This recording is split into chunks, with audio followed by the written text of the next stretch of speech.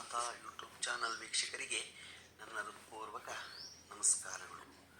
ಸುಭಾಷಿತ: ಜೀವನದಲ್ಲಿ ಅತಿ ಕಠಿಣ ಸಂದರ್ಭಗಳು ಎದುರಾದಾಗ ಮನಸ್ಸಿನ ಯಾವುದೋ ಮೂಲೆಯಲ್ಲಿ ಎಲ್ಲವೂ ಒಳ್ಳೆಯದಾಗುತ್ತದೆ ಎಂಬ ಧ್ವನಿ ಬರುತ್ತದೆ. ಆ ಧ್ವನಿಯ ಮೂಲ ಸ್ವಯಂ ಭಗವಂತನೇ ಆಗಿರುತ್ತಾನೆ. ಇವತ್ತು ದಿನಪಂಚಾಂಗಕ್ಕಿಂತ ಮುಂಚೆ ನಾವು ಮಕ್ಕಳಿಗೆ ಅಕ್ಷರಾಭ್ಯಾಸ ಯಾವಾಗ ಮಾಡಿಸ್ಬೇಕು ಮೊದಲು ಅನ್ನೋದ್ರ ಬಗ್ಗೆ ತಿಳ್ಕೊಳ್ಳೋಣ. ಬಾಲಕರಿಗೆ 5ನೇ ವರ್ಷ 5ನೇ ಮಾಸ 5ನೇ ದಿವಸದಲ್ಲಿ ವಿದ್ಯಾಭ್ಯಾಸ ಮಾಡಿಸ್ತಕ್ಕದ್ದು. ಆ ಕಾಲ ಉತ್ತರಾಯಣವಾಗಿದ್ದರೆ ಉತ್ತಮ. ಸೂರ್ಯನು ಉತ್ತರಾಯಣದಲ್ಲಿರುವಾಗ ಮಗುವಿಗೆ 5ನೇ ವರ್ಷದಲ್ಲಿ ಸರಸ್ವತಿ ವಿಘ್ನೇಶ್ವರರಿಗೆ ಮಧುರವಾದ ಪಕ್ಷ ಭೋಜ್ಯಾದಿಗಳಿಂದ ಪೂಜೆಯನ್ನು ಮಾಡಿ ವಿದ್ಯಾಭ್ಯಾಸವನ್ನು ಮಾಡಿಸತಕ್ಕದ್ದು.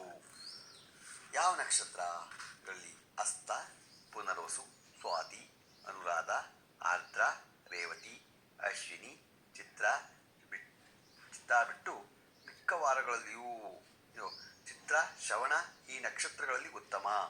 ಆದಿತ್ಯ, ಅಂಗಾರಕ, ಶನಿವಾರಗಳನ್ನು ಬಿಟ್ಟು ಮಿಕ್ಕ ವಾರಗಳಲ್ಲಿಯೂ ಚರ.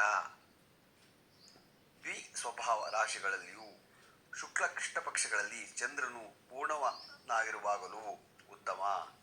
ಪಾಡ್ಯಮಿಗಳನ್ನು, ತಿಥಿಗಳನ್ನು, 2 ಅಷ್ಟಮಿಗಳನ್ನು, 2 ಷಷ್ಠಿಗಳನ್ನು ಬಿಟ್ಟು ಅಷ್ಟಮ ಶುದ್ಧಿ ಇರುವ ಶುಭ ಲಗ್ನದಲ್ಲಿ ಅಕ್ಷರ ಸ್ವೀಕಾರ ಮಾಡಿಸ್ತಕ್ಕದ್ದು. ಹೀಗೆ ಮಾಡಿದ್ರೆ ಮಗುವಿಗೆ ಒಳ್ಳೆಯದಾಗತ್ತೆ ಅನ್ನೋದ್ರ ಬಗ್ಗೆ ನಾವು ತಿಳ್ಕೊಂಡು ಈಗ ದಿನಪಂಚಾಂಗವನ್ನು ತಿಳ್ಕೊಳ್ಳೋಣ. ದಿನಾಂಕ 30/4/2024 ಮಂಗಳವಾರ.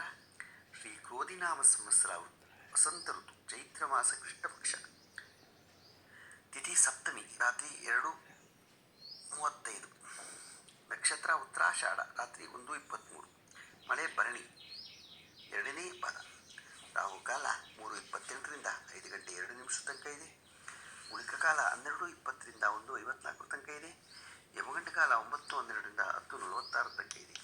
ಇವತ್ತು ಯಾರು ಹುಟ್ಟುಹಬ್ಬ ಆಚರಿಸ್ಕೊತಿದ್ರು, ಮದುವೆಯಾದ ದಂಪತಿಗಳು ವಾರ್ಷಿಕೋತ್ಸವ ಆಚರಿಸ್ಕೊತಿರೋರಿಗೆ ನಮ್ಮ ಚಾನಲ್ ಕಡೆಯಿಂದ ಶುಭಕಾಮನೆಗಳನ್ನು ತಿಳಿಸ್ತೀವಿ.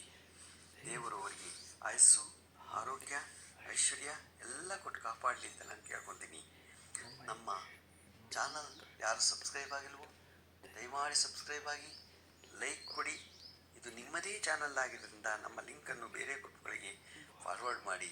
ಇದರಲ್ಲಿ ಏನಾದರೂ ತಪ್ಪುಗಳು ಕಂಡು ಬಂದಲ್ಲಿ ನಮ್ಮ ಕಾಮೆಂಟ್ಸ್ ಬಾಕ್ಸ್ನಲ್ಲಿ ಹಾಕಿದ್ರೆ ತಪ್ಪುಗಳನ್ನು ತಿದ್ದುಕೊಳ್ಳೋದಕ್ಕೆ ಅನುಕೂಲ ಆಗುತ್ತೆ. ಹಾಕಿ. ನಮಸ್ಕಾರಗಳು.